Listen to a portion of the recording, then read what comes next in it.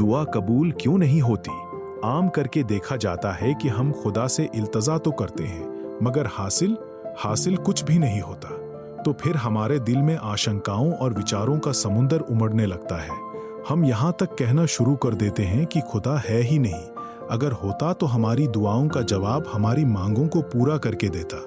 दुआ के संदर्भ में मैं कुछ विचार आपके साथ साझा करना चाहता हूँ।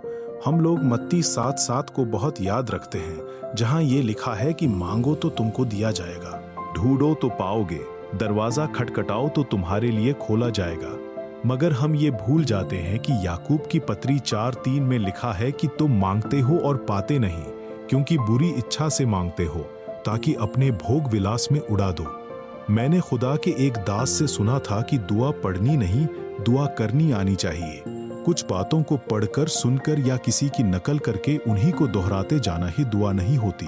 और वो कहते हैं कि जिसको दुआ करनी आ जाए तो फिर कुछ मांगने की जरूरत ही नहीं रह जाती, क्योंकि जबूर 34:9 में लिखा है कि उससे डरने वालों और उससे प्यार करने वालों को कभी किसी अच्छी चीज की घटी नहीं होगी। याद रहे कि यहाँ अच्छी चीजों के बारे में लिखा है, न कि सब चीजों के बारे में। वो चीजें जो आपको चाहिए तो हैं, मगर वो खुदा को भी पसंद होनी चाहिए। एक बहुत बड़े कवि श्री हरिवंश राय बच्चन जी ने कहा है कि मन की हो तो अच्छा, मन की न हो तो और भी अच्छा। यानी कि खुदा से कुछ मांगते हो और तुम्हें मिल जाता है तो अच्छी बात है, अगर नहीं मिलता तो ये और भी अच्छी बात है, क्योंकि उस मांग में खुदा की मर्जी नहीं है और वो चीज जो हम मांग रहे हैं हमारे लिए नुकसानदेह हो सकती है। एक बच्चा हर सुबह अपने पापा को शेव करते देखता था और वो उस शेविंग किट को लेने की जिद करता रहता था, पर उसका पापा उसको मना करता रहता था। जब वो बच्चा बालिग हो गया तो उसके जन्मदिन पर उसके पापा ने उसको एक बहुत बढ़िया शेविंग किट उपहार में दी। बच्चे ने पूछा कि जब मैं रो रो के आपसे ये मांगता था तब तो आपने लेकर दी नहीं और आज बिना मांगे से दे दी। उसके पापा ने कहा, बेटा तब तू छोटा था और तब ये तेरे मतलब की चीज भी नहीं थी, तेरा नुकसान हो सकता था। अब सच में तुझे इसकी जरूरत है और तू इसको सावधानी से और अच्छे से इस्तेमाल कर सकता है। दुआ कबूल न होने का एक बहुत बड़ा कारण ये भी है कि हमें पता ही नहीं होता कि हमने मांगना क्या है। हम ऐसी चीजें मांगने लगते हैं जिनका हमारी जरूरत से दूर दूर तक कोई वास्ता नहीं होता। जरा सोचो कि हम खुदा से हेलीकॉप्टर मांगने लगे जबकि हमारे पास साइकिल खड़ा करने की भी जगह ना हो, तो मेरे विचार ये दुआ कबूल होने के काबिल नहीं होगी। सही समय पर सही चीज मांगने से ही दुआ कबूल होती है और हमारा खुदा बिल्कुल सही मात्रा में सही वक्त पर हर चीज मुहैया करवा देता, क्योंकि उसका नाम यहोवा यिरे यानी मुहैया करने वाला है।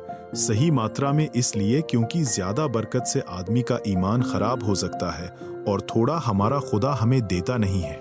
इसीलिए मुकद्दस बाइबल में सुलेमान ने नीति वचन 30:9 में लिखा है कि ऐसा न हो कि जब मेरा पेट भर जाए तब मैं इनकार करके कहूं कि यहोवा कौन है, या निर्धन होकर चोरी करूं और परमेश्वर के नाम का अनादर करूं। हमारा खुदा इन सब चीजों को मद्देनजर रखकर ही सब काम करता है, क्योंकि अगर 60 वॉट के बल्ब में अचानक 250 वॉट करंट दे दिया जाए तो उसका हशर क्या होगा हम अच्छी तरह जानते हैं। 1 तीमुथियुस 6:8 में लिखा है कि यदि हमारे पास खाने और पहनने को हो तो इन्हीं पर संतोष करना चाहिए। 9वीं आयत में लिखा गया है कि जो धनी होना चाहते हैं वे ऐसी परीक्षा और फंदे और बहुत सी व्यर्थ और हानिकारक लालसाओं में फंसते हैं जो मनुष्यों को बिगाड़ देती हैं और विनाश के समुद्र में डुबा देती हैं। नीति वचन 23:4 में लिखा है कि धनी होने के लिए परिश्रम न करना। एक और जरूरी बात, हमें यह भी पता होना चाहिए कि हमें मांगना क्या है। प्रभु यीशु मसीह ने कहा है कि तुम रोज की रोटी मांगा करो। और एक बात और कि हमें मांगने का तरीका भी नहीं आता है। क्या कभी किसी मांगने वाले को देखा है जो सड़कों के किनारे, चौकों में, बसों या रेलगाड़ियों में मांगते फिरते हैं? उनके बात करने का लहजा कैसा होता है? हम विश्वास करने लग जाते हैं कि सच में उसने बहुत दिनों से खाना नहीं खाया होगा और वो लगातार मांगते मांगते ही दूर तक हमारे पीछे चले आते हैं। उनका हठ देखकर हम उन्हें कुछ देने के लिए मजबूर हो जाते हैं। दुआ कबूल न होने का एक कारण ये भी है कि हम हठ रखकर से नहीं मांगते। बाइबल में इस बात के कई हवाले हैं। लूका 18:3-5 तक एक कहानी है। किसी नगर में एक न्यायी रहता था जो न परमेश्वर से डरता था और न किसी मनुष्य की परवाह करता था।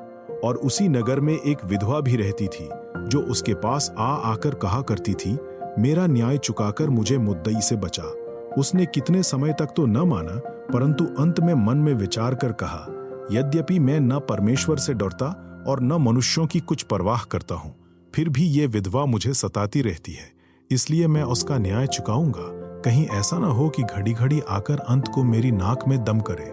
आगे चलकर लूका 18 बाब में ही 35वीं आयत से लेकर 43वीं आयत तक एक और कहानी है।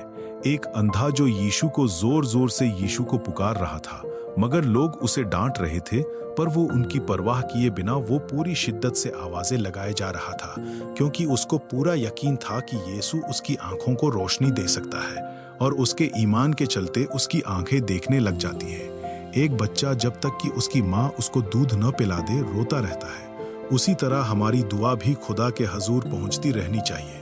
हालांकि यशायाह 49:15 के मुताबिक खुदा का प्यार एक माँ की ममता और प्यार से भी कहीं ऊंचा होता है। दुआ कबूल न होने का एक और भी बड़ा कारण है, और वो है विश्वास की कमी। हमारे बीच विश्वास कितना है, ये कारण हमारी दुआ कबूल या नकबूल होने में बहुत बड़ा मुद्दा है। एक बार एक नगर में बड़ी देर तक बारिश नहीं हुई। उस नगर से दूर एक जगह थी जहां माना जाता रहा कि वहां जाकर मांगने से दुआ कबूल हो जाती है। तो गांव वालों ने फैसला किया कि हम भी वहां जाकर दुआ करेंगे। तो बहुत से गांव के लोग वहां गए, दुआ की और बारिश होने लगी। अब सारे लोग भीगने लगे। वहां एक छोटा सा बच्चा था जिसने अपना छाता खोला और अपने को भीगने से बचा लिया। बाकी सब लोग भीगते रहे। इस मिसाल का मतलब ये निकला कि लोगों का विश्वास दृढ़ नहीं था कि बारिश आ ही जाएगी, मगर उस बच्चे को पूर्ण विश्वास था कि जब हम दुआ करेंगे तो बारिश तो होगी ही, और वो बच्चा अपना छाता साथ लेकर ही गया था। तो हम भी अगर उस बच्चे के से ईमान से दुआ करेंगे तो हमारी दुआ जरूर कबूल होगी। हमारी दुआ को काबिले कबूल बनाने के लिए एक बात मदद कर सकती है कि हम दूसरों के लिए दुआ करें। जैसे कि बाइबल में नीति वचन 11:25 में लिखा है, जो औरों की खेती सींचता है उसकी भी सींची जाएगी। कितनी खूबसूरत बात है। जब हम किसी और की जिंदगी में भलाई के बीज बोते हैं तो खुदा उन बीजों को हमारे लिए भी बरकत में बदल सकता है। यानी दूसरों का भला करने से हमारा भला भी खुदा की तरफ से अपने आप हो सकता है। जैसा हम बचपन में स्कूलों में पढ़ा करते थे, कर भला हो भला। और अगर इसे दुआ के संदर्भ में कहें तो दूसरों के लिए सच्चे दिल से दुआ करना भी हमारी अपनी दुआओं के लिए एक खूबसूरत रास्ता बन सकता है। इसलिए जब आप खुदा के हुजूर अपने लिए कुछ मांगे तो सिर्फ अपने लिए मत मांगिए, किसी और के दुख के लिए दुआ कीजिए। किसी बीमार के लिए शिफा मांगिए, किसी परेशान के लिए राहत मांगिए और किसी जरूरतमंद के लिए बरकत मांगिए। क्योंकि हो सकता है जब आप किसी और के लिए दुआ में खड़े हों तो खुदा आपकी दुआ को भी अपनी रहमत के सामने याद रखे। यही कुछ छोटी सी बातें और मशवरे हैं जिन पर अगर हम सच्चे दिल से ध्यान दें तो हमारी दुआओं के कबूल होने की उम्मीद और भी बढ़ सकती है। दुआ सिर्फ अपने लिए नहीं, दूसरों के लिए भी कीजिए। कौन जाने किसी और के लिए उठे आपके हाथ आपके लिए भी खुदा की रहमत का जरिया बन जाएं। आमीन।